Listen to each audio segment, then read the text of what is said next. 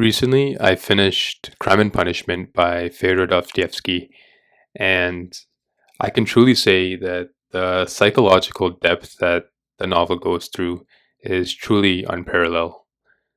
The novel features Raskolnikov, who's the main character living in St. Petersburg, Russia, and he's a former university student that is unable to pay for his tuition fees due to poverty.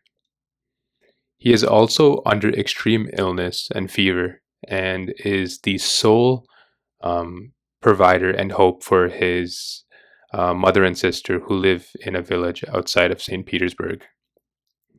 Raskolnikov's poverty is to the point where he has to start pawning his possessions away to this old lady pawnbroker. And this old lady pawnbroker is very tyrannical. She cheats the people that she pawns with, and she mistreats her sister, who is challenged as well. And so then Raskolnikov, given his financial desperation, um, justifies perhaps killing the old lady pawnbroker and sees that as an opportunity to free humanity from her tyranny. And so then throughout a couple of chapters, Raskolnikov continues justifying the murder, and he thinks that he can use the money that he steals from her in order to pay for his tuition. And so then, after planning the murder, he goes and executes the murder. He goes to the apartment with an axe, and when she is in another room, he strikes and kills her. And when he kills her, he lifts his head up and he sees the pawnbroker's sister, and she is there, shook, witnessing the entire scene and the dead body in front of her. And so then Raskolnikov is prompted to go and murder the sister as well. After murdering the pawnbroker, this is where it becomes very interesting for Raskolnikov. He is in a cat and mouse chase with police investigators that suspect that he was involved in the murder.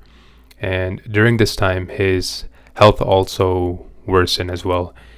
He is feeling extreme guilt, and whenever the murder is mentioned, he goes into an extreme manic episode. Eventually, the guilt consumes him to the point where he ends up confessing to the murder and serves time at a Siberian labor camp. This book is dark, and Dostoyevsky introduces many themes in the novel, and one very prominent theme that you'll get by reading this book is the idea of guilt and redemption. Pre-murder Raskolnikov versus post-murder Raskolnikov are completely different characters. Pre-murder Raskolnikov justifies the murder, saying that he's a Napoleon-like figure, that he can justify doing a murder for the greater good of humanity by freeing the people that this pawnbroker had cheated and freeing her sister from the abuse that she was facing.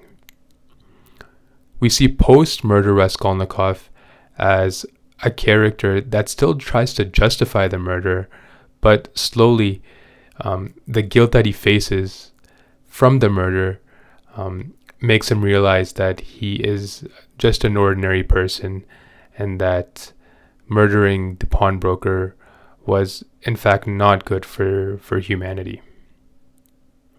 We can also see the idea of redemption when Raskolnikov meets Sonia, who is a character that he falls in love with in the novel. Sonia's story is particularly interesting because her family gave her up to be a prostitute in order to make the family's ends meet. Sonia, during this time, as we learn, is a very compassionate character and a God-fearing person. And throughout her conversations with Raskolnikov, we can see Raskolnikov becoming more and more emotional, and she really develops a soft spot inside of him.